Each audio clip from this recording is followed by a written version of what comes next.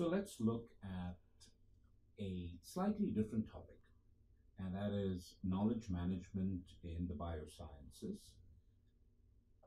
Let's ask ourselves the NIH, let's look at the NIH definition of bioinformatics. What you'll see here is the part that's highlighted. And remember, we've discussed this several times now. The definition of bioinformatics struggles in trying to be concise, trying to be all encompassing, trying to be generic, trying to be specific. And then if you're too specific, you lose out on a lot of areas, right? Let's read the NIH definition. Bioinformatics is a field of science in which biology, computer science, and information technology merge into a single discipline.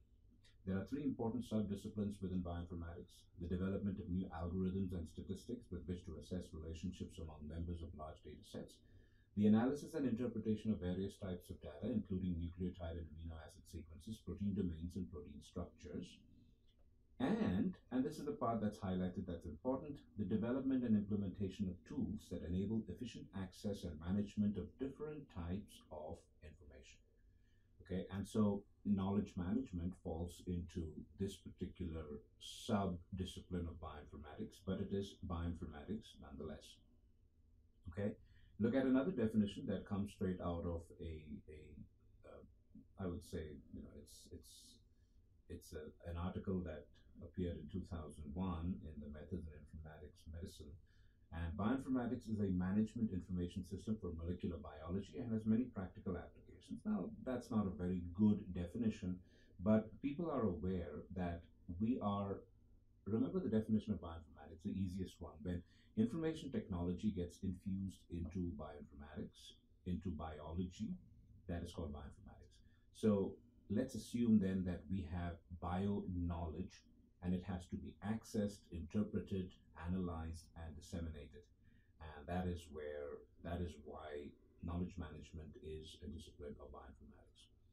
In order to understand this, let's begin to assess what we accept the world of knowledge, or the biological world of knowledge. Now, the next few slides are going to be definitions which will be vague, sometimes contradictory, but I think eventually we'll be able to distill it into something useful. Okay, so ontology comes from the Greek on, the genitive ontos of that which is, and logia, science, study, theory, is a philosophical study of the nature of being, existence, or reality as such, as well as the basic categories of beings and their relationships. Now, seems a little ephemeral, but pay attention to some nuances of what they're trying to say, and then we'll be able to distill it into something really useful. According to various categories or ways of addressing a being as such, according to its truth or falsity, whether it exists in and of itself or simply comes along by accident, according to its potency, movement, etc. So they are trying to say a lot of things. There's some additional definitions that come from different places, and computer science says a rigorous and exhaustive organization of some knowledge domain that is usually hierarchical and contains all the relevant entities and their relations. The metaphysical study of the nature of being and existence. In computer science and information science, an ontology is a formal representation of the knowledge by a set of concepts within a domain and the relationships between those concepts. It is used to reason about the properties of that domain and may be used to describe the domain. Ontologically is in an ontological manner, defines concepts, providing a way to move towards consistency in vocabulary. It provides a working model of the entities and interactions of a particular topic, such as dentistry or anthropology. A study of the ultimate nature of things is derived from two Greek words, ontos, to be, and logos, meaning word. Ontology, the science or study of being. Ontology is an explicit specification of a conceptualization. And all of this comes straight from, if you go to Google and say, what is ontology, definition of ontology, and these are the various things you're going to get. Are you satisfied with this? Well, not really, right? Because they're trying to say all things and it doesn't feel like they're saying much. Let's keep going. For knowledge sharing and reuse, and Stanford University definition is very, very specific. And I'm putting a word highlighted here called control vocabularies. And keep that at the back of your mind. We're going to deal with this soon. Now, this is a pretty good definition. The product of a study, an ontology, is a catalog of the types of things that are assumed to exist in a domain of interest D from the perspective of a person who uses a language L for the purpose of talking about D. Okay? So let's come to a definition of an ontology now. So the definition of an ontology is simply this. It is the world of knowledge, various aspects which define this world, okay, not just the world, a universe of knowledge. And these little aspects are connected, are related in certain ways.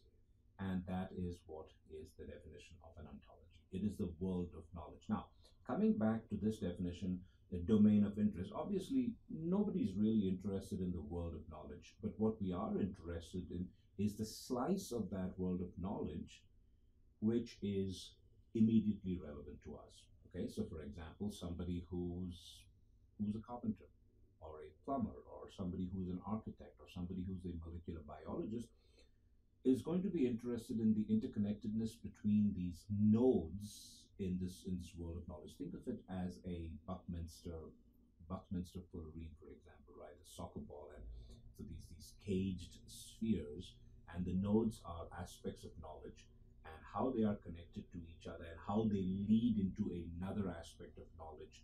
All of that is ontology. Let's look at an example. Now, this is, for example, the world of knowledge. So you take a slice out of it, and that is relevant. And this is by no means comprehensive, but it gives you you take that slice and it's relevant. So what are you interested in? You're interested in things that you drink. Okay, so beverage. So you have beverages, and the first branches you have the world of the alcoholic beverages, you have the world of the non-alcoholic beverages, and we'll look at exactly how this knowledge is extensible, okay, into an ontology or the world of knowledge, as I say. Well, you may have sparkling, okay, sparkling mineral water. Alternatively, you might have sparkling wines, and sparkling wines, champagne. If you think in terms of bubblies and carbon dioxide and aeration and carbonation, then you can actually go into beers. But at the same time, sparkling waters can also be colas, right? A cola, the carbonation that you have in a soda. Okay. Now, when you look at cola, you can think in terms of caffeine. Now, you can start from caffeine and go into a whole world of organic compounds. Okay. Then from caffeine, you can go into coffee. Coffee is related to by caffeine to tea or herbal tea, which is decaffeinated. And this is the idea of the non-alcoholics, right? Now you can go, for example, in the alcoholic side, you can look at what's made from grapes, what's made from grain, so beer and whiskey and rum and things like that. You can go to champagne. Now you can look at beer and you can actually create an ontology related to the world of beer, right? That things that are mass produced, things that are microbreweries, things of different tastes, things of infused, the world of hops, the world of grains, which then touches into the world of agriculture. Grains, viticulture, right? Grapes are just not used for grapes, for example, are not just used for they also they use in desserts. They use you can get into the world of raisins. Okay, champagne. You can go to champagne. You can think of bubblies. You can think about sparkling wines. In order to be called champagne, it has to come from a particular region. And then champagne leads into French culture, for example, or European culture, or French cuisine, or French architecture, or French history. And you can see how each of these little nodes can be connected to other nodes. So remember, think about the multidimensionality of this. And this is what I would say is an ontology. And you can spend some time looking at this slide and constructing something of your own. Everything is encompassed in this world of ontology. You are obviously dealing with just a slice of the ontology that's relevant to you. Okay, but ontology should not be considered as unidimensional. Okay, and that's one of the reasons why I decided to separate taxonomy versus ontology.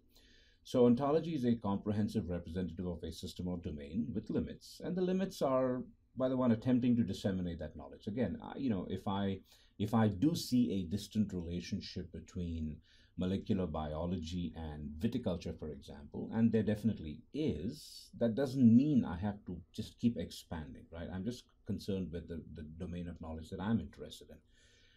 And the differences between the two notions, taxonomy versus ontology, are dimensionality, connectivity, and relatedness. Taxonomy is a simple classification of information presented in hierarchies. These hierarchies might take different forms. The Linnean classification of an organism versus a classification of attributes.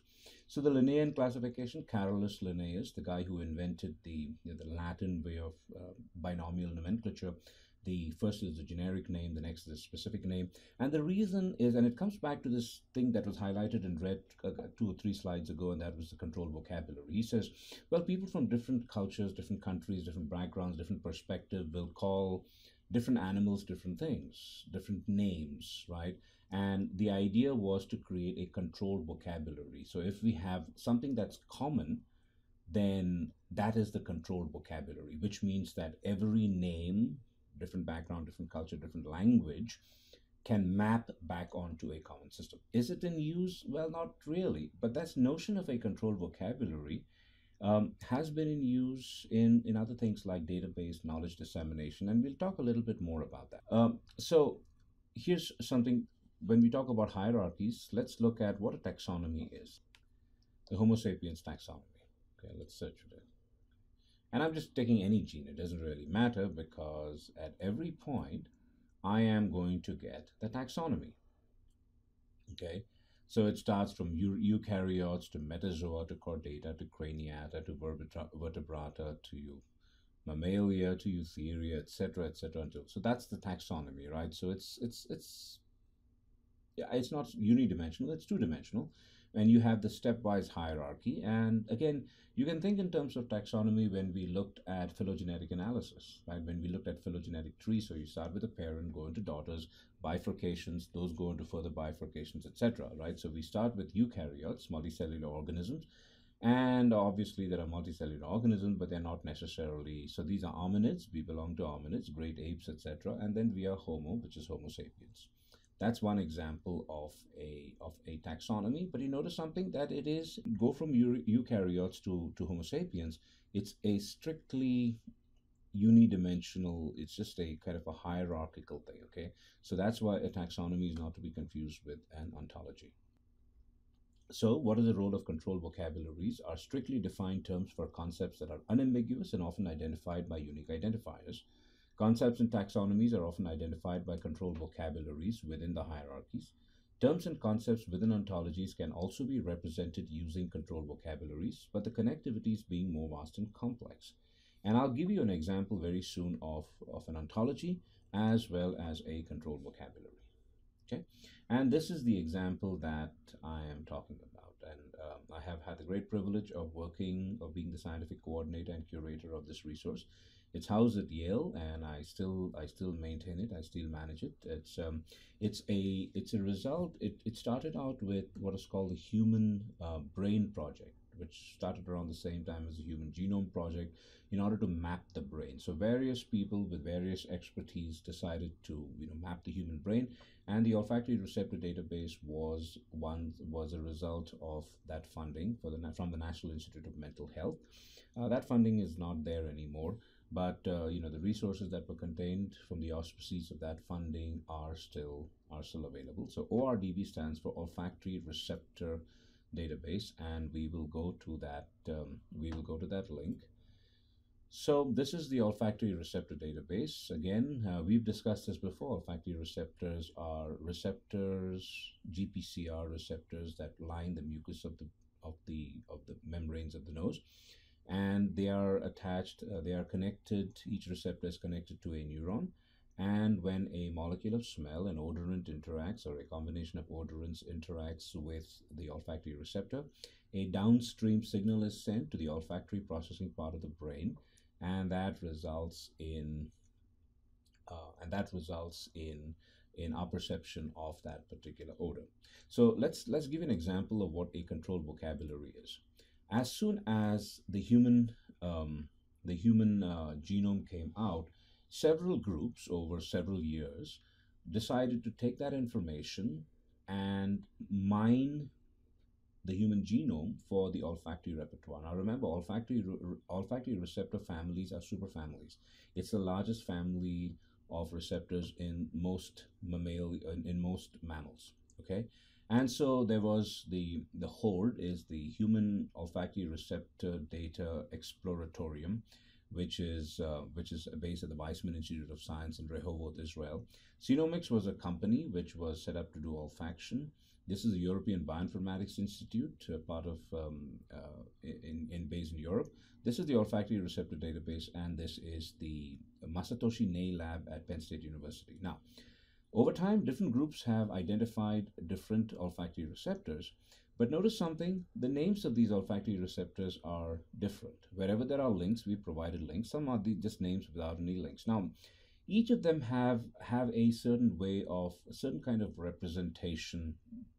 For example, the Nei lab represents as Homo sapiens, olfactory receptor 1, and then it's divided into belongs to family 4 and subfamily 4. And this is based, this particular classification is based on, just doing a phylogenetic analysis and clustering these based on families and subfamilies.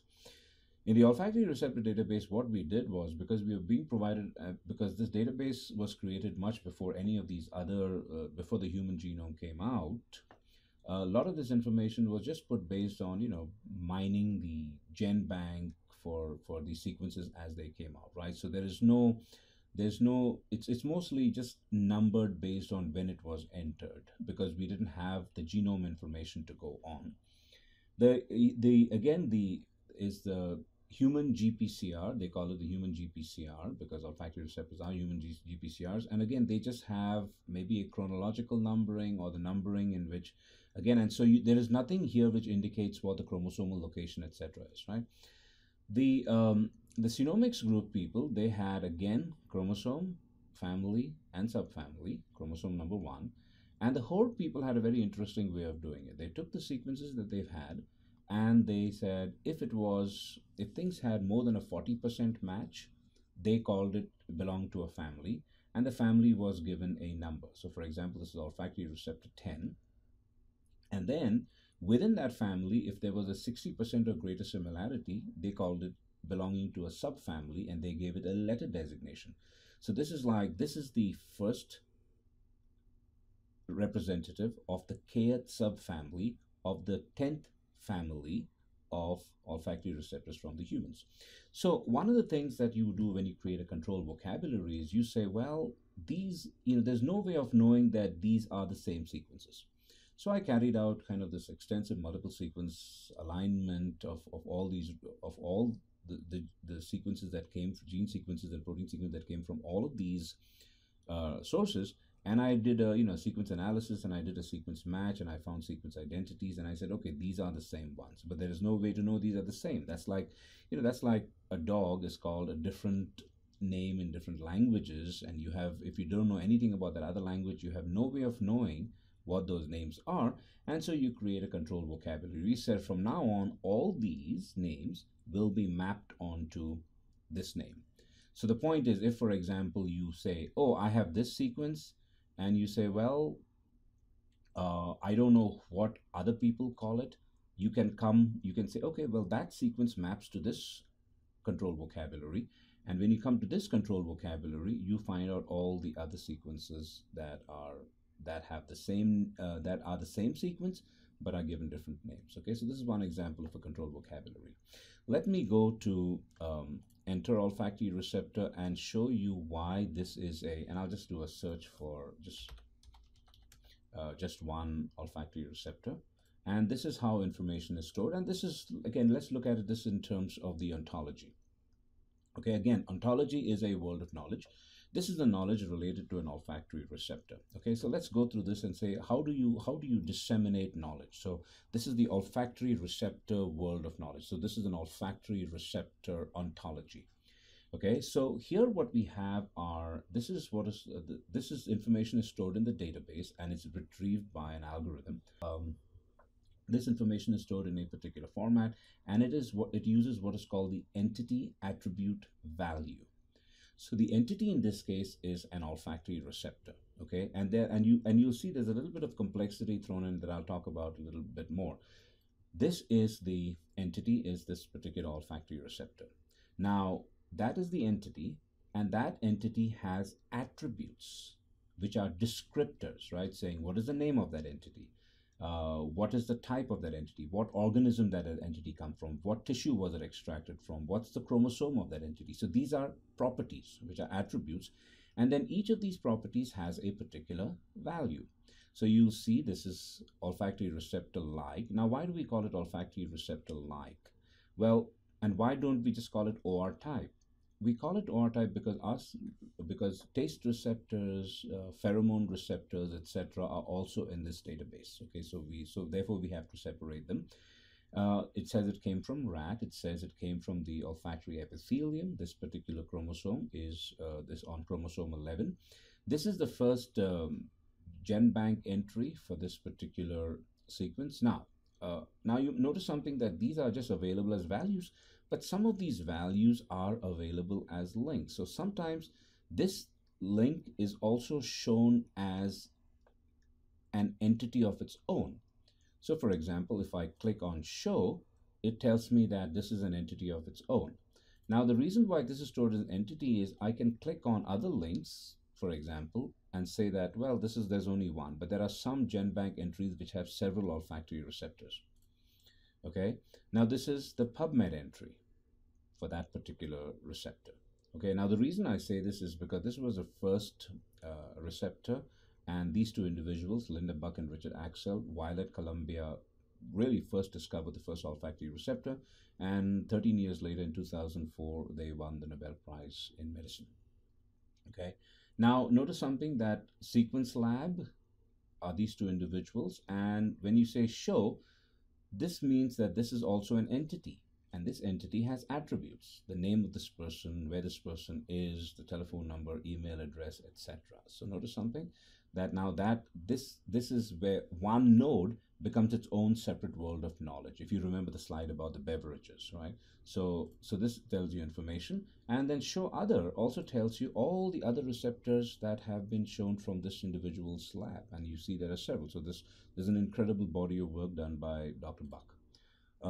It tells you whether the length is full length or partial. It tells you, now remember, olfactory receptors have to be known to identify, to interact with odorant molecules, molecules of smell that activate them. So heptanal and octanal are known, and so for example, if you click on heptanal, it'll tell you more about that heptanal, about that molecule, right? It'll also tell you other sequences, other sequences which have been shown. In this case, obviously not a lot. In this case, you'll see that there's another receptor here which is known to have interacted, is activated by octanal. Okay, this is a nucleotide sequence. This is the protein sequence. This is a cDNA, it's from cDNA, and you have all some of the information is not available, and that's fine. And so this is how you see that this is an ontology. This is a slice of knowledge related to an olfactory receptor. And that's all I have to say. But this again, so this is why, so this also falls under the category, of bioinformatics, because we are disseminating, organizing, accessing, and biological knowledge. Okay. Let's switch gears a little bit and talk about what is called natural language processing. Okay, and so that was very structured information that was presented. Right, that was the first part of this talk, and that was part of an ontology where everything is structured. We have nodes. The nodes are interacting with. The nodes are connected to other nodes. Each of them kind of is a conduit into a world of knowledge. Okay, and that's the notion of an ontology. Natural language processing, also known as text mining, involves the development of computational systems to process and assimilate unstructured, non-annotated, written and spoken language in a fashion that mimics human understanding. All right, let's take some examples of this. Now, let's say, for example, if I told the students or anybody to say, write a computer program, and if you don't know how to write a computer program, think of it as a thought experiment. It says, extract from 500 essays. There's 500 essays here. Write a program that goes through the text of these essays and identifies this notion, John loves Mary. Now you would say, okay, great. I'm just going to say, find for me the phrase John loves Mary. And you would get some results. And then I'd say, well, let a human reader or a couple of human readers go through 500 essays, take a couple of days, and each essay is a page, so it's not that long, and identify. And they'll say, the computer program does well, but what about, for example, if the word says Mary loves John? And you say, okay, all right. Then I'm going to say, I'm going to increase the flexibility of my software to identify Mary loves John. And then the human reader comes back and says, great, but not quite, because it's just looking for the very specific phrase. But what if we say John and Mary are in love? It's not finding that. Okay. Then you say, all right, how about this? I just have to, as long as John and Mary and love occur in the same sentence, I'm going to consider that. And your results get better. You've included a lot of flexibility. But then you say, that John is spelled John. It could have been spelled Jon. Mary could be Marie. Mary could be Marianne. Mary could be Maria. Right? What about that? John could be Jonathan, right? So then you say, okay, great. Any name associated with John or related name, we'll include that. Your results get better, okay? Then you say, I'm looking for the word love, but what about adore? What about infatuated? What about, any synonym, any related words that you would get in a thesaurus? What about words like those? And you say, okay, great. I'm going to refer to the dictionary and I'm going to make my program saying, in that sentence, I need John, love, Mary, any synonym or related word associated with love, John, any variant of the name John, any variant of the name Mary. Now your results get better and better and better. But it's never 100%. And so then what happens is you have another problem. What happens if you have a sentence which says John dislikes Mary or hates Mary, but they both love pizza? Okay? And so you realize that this is just a simple concept, just a simple phrase, but to write a computer program to ensure that what a human reader can look at it in 5 minutes and say, oh, this essay is about John loves Mary. And this essay is not about John loves Mary, if they're careful about it, right? It is very, very difficult to do something like that using a computer program, and this is just a very simple phrase. So the reason why a human reader can do this a lot easier is because we are not just looking at a particular sentence and saying, oh, that's all we need to know. No, we have the ability to process language is innate. We use our experience, we use our background, we use our education, we use a bunch of stuff. We bring to processing a bunch of stuff that is not in the text. On the other hand, a computer program has to only look at the text, right? These abilities evolve. We use knowledge and experience to take away ambiguities in the text. The rules of grammar are also innate. So let's say, for example, as a first pass, if you read a sentence, and how would you know that a sentence is grammatically correct? Well, every time you read a sentence, you're not going to rush off to get a book on the rules of grammar and refer to that book to make sure that it's correct. Well, that would be, we would not be able to read it. But sometimes we can instinctually find the difference, find something grammatically incorrect. The way to do that would be to read the sentence out loud. Something doesn't sound right, right? That's what we say. Something doesn't sound right. And that is a good indicator that something is grammatically incorrect.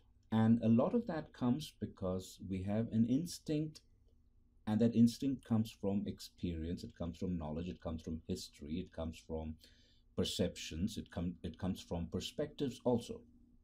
Let's look at the sentence now. And I'm going to read this right away, okay? According to a research at an English university, it doesn't matter in what order the letters in the word are. The only important thing is that first and last letter is at the right place. The rest can be a total mess and you can still read it without problems. This is because we do not read every letter by itself, but the word as a whole. Cheerio. And I've read this pretty rapidly, right? I didn't have any, I'm reading it as you are seeing it, and you should also be able to do that. Why? Once again, because we we are using a lot of background knowledge, right? But if you really look at each of these words, they are so seriously misspelled that a computer program that is trying to identify all the words here would be completely flummoxed because there is no rule. This is just a random, right? And that's one of the reasons why our processing is instinctual. Our processing is also contextual. Let's look at the word set. The word set has, how many meanings can you come up with for the word set? Set of pearls, for example, in which case you say, oh, the word set, I know what it means because I see it in a sentence associated with pearls. So I know the meaning of the word set because it is in the right context. Alternatively, you could say tennis match is divided into sets. So the moment you hear tennis and set, you know, okay, this set is not the same set as a set of pearls. Did you know that the word set has the most definitions? This comes from the Oxford English Dictionary. It has 464 unique definitions. How many can you name, right? Here's a bunch of others. Run, go, take, stand, get, turn, put, fall, and strike. Multiple meanings. But the only way you would know what that word means is based on the context. Okay? So instinct important, in experience, perspectives, background important, education important, in being able to discern and disambiguate. Context is also very important. Let's look at this word, right? And this, all it tells you is, what we're trying to show here is why natural language processing is a difficult notion, because language is not easy and the processing of language is not easy. And I want to show you that kind of the human processing is a lot different. Okay, so now let's look at this word. You have the word cleave and you have another word, cleave. Now, cleave is the only word in the English language where it has two diametrically opposite meanings, but it's the exact same word. So cleave is to break apart, to split. You think of the cloven hoof, that is a hoof that is split. At the same time, cleave, this is less used, but again, to cling to or adhere. Again, so diametrically opposite words. Let's look at this sentence. Is this a meaningful, grammatically correct sentence? Buffalo, buffalo, buffalo, buffalo, buffalo, buffalo, buffalo, buffalo. And you might say, wait a minute, this doesn't make a lot of sense. But the answer is, it is grammatically correct, but it's not acceptable, right? I mean, this doesn't make a lot of sense. But if you begin to say, well, buffalo has different meanings, and once you understand the meanings in the right context, you will be able to say, okay, this can be, again, it's not normal, but it can be a grammatically correct sentence. So, for example, you have buffalo the animal. Okay, bison is also a buffalo. You have what's called a buffalo fish. Then you have, very interesting, is to intimidate, to deceive, to cheat, to hoodwink, to bewilder, to confuse. At the same time, you have Buffalo is the place in upstate New York. It's where SUNY Buffalo is, or SUNY, now it's called University of Buffalo. You drive through it to get to Canada via Ontario. You will get to it if you want to go to the Niagara Falls, etc. Right? And so if you look at this sentence based on the particular colors, that the buffalo, the city is in green, buffalo, the animal, is in blue, buffalo, to bewilder, to hoodwink, to intimidate, etc., is in blue. And this is how that sentence unfolds, right? And you can see this sentence with the proper articles and just a bit of qualifier to explain this a little better. Now let's come to why this is a big challenge in the sciences. So you have an article from the 1997 issue of the Journal of Neuroscience, merely the title. So the title reads, CA1 pyramidal cells, which are neurons, pyramidal cells are neurons, which belong in what's called the dentate gyrus, were recorded and injected with biocidin to visualize spines. Now, I've colored them slightly differently to tell you what if a computer program was sent here to figure out what each of these words meant? So CA1, you don't know what this is. Maybe somebody might confuse it with calcium, for example, the symbol for calcium. Pyramidal, okay, CA1 pyramidal cells is a neuroscience term, but pyramidal is not necessarily neuroscience, right? It might come from a pyramid. Cells, there's all kinds of meanings for the word cell. Spines, again, there's all kinds of meanings in spines. Biocytin is an organic chemistry word because it's a dye, so you're likely to find it in a compendium related to organic compounds. Recorded, visualized, and injected are verbs which have nothing to do with neuroscience. Okay, these could be okay verbs in any context, right? So the noun in pink is generic. Well, the noun here, this one's also generic. The nouns in gray are domain specific, but do not necessarily belong to the neuroscience domain. The verbs in blue can be meaningful in anything. Okay, so what you would have to do is your computer program would say, okay, I'm going to take each word and run it through a science dictionary. I'm going to have to take each word and run it through a standard English dictionary. I'm going to have to take each word and run it into a neuroscience related dictionary. So as you can see, it becomes really complicated, and there's no guarantees that you're going to get the answer right. Considering the extensiveness of the domain of research in which that sentence appears and extended to other domains, even in the biology, and the scale of the problem becomes evident. Okay, so again, we're not going to delve into natural language processing here. I'm just trying to give you a flavor of, for two reasons. One is to tell you that knowledge management, natural language processing does fall under the kind of the broad umbrella of bioinformatics, and why, and just to give you a flavor of the challenges associated with applying natural language processing in biology. So the challenges to applying NLP methodologies to biomedical text are the inherent complexity and nuances of scientific writing that change between domains. Not only that, the style of writing changed from person to person. The absence of a comprehensive lexicon of scientific and technical terms and concepts. Now, there are concepts that these have been developed, but that does not necessarily mean that they are comprehensive. Okay. Some other terms that you would have to often use incorrectly and interchangeably, and we've seen several instances of that in this class. Information retrieval is a science of searching for documents, for information within documents, and for metadata about documents, as well as that of searching relational databases and the World Wide Web. So the writing software to find structured instances of information is called information retrieval. Information extraction is slightly different. It's a type of information retrieval where you extract structured information from unstructured machine readable documents, like, for example, the text of a journal article. Okay, generally human language text by means of natural language processing. So information retrieval is the broad definition. Information extraction is a category of information retrieval where we are interested in creating or extracting, organizing information from unstructured information. Okay, and for example, structured information is probably information in a database, in an Excel spreadsheet, in a table. Unstructured information is just text. Some other terms: sensitivity, recall, the measure of false negatives, and specificity, precision, measure of false positives. Now, in order to understand this, and there's definitions and there's formulas that you can, but I want to explain it from, let's go back to John Loves Mary.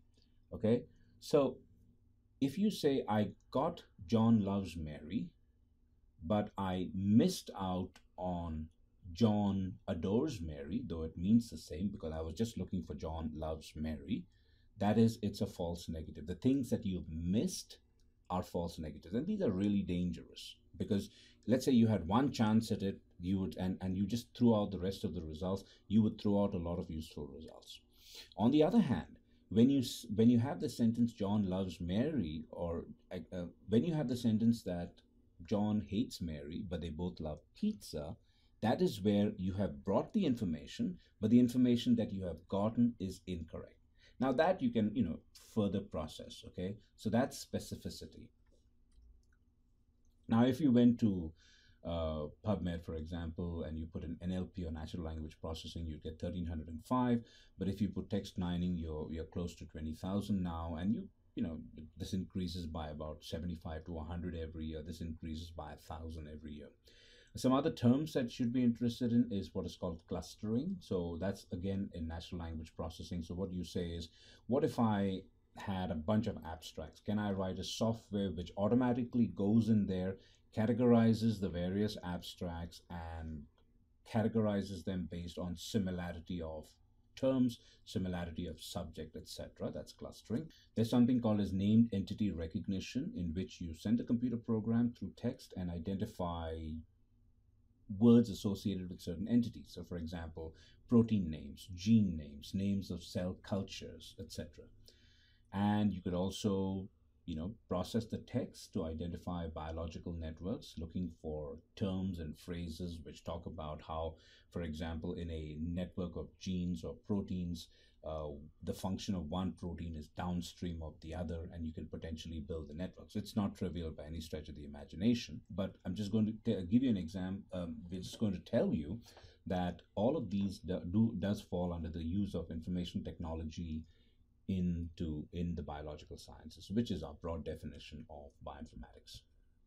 Other things that are going on, one is what is called mesh headings in PubMed. These are mesh is medical subject headings, and so what happens is there's several thousand concepts, words and terms, unique terms have been identified, and they have been categorized based on all their synonyms. So for example, and so it's almost like the mesh term acts as a controlled vocabulary. If somebody does a search on a particular word, the PubMed automatically goes to that particular word, and then it looks at all the related words based on that mesh, mapped onto that mesh term, and then it does a search, before the results of the abstracts you're interested in come back to you.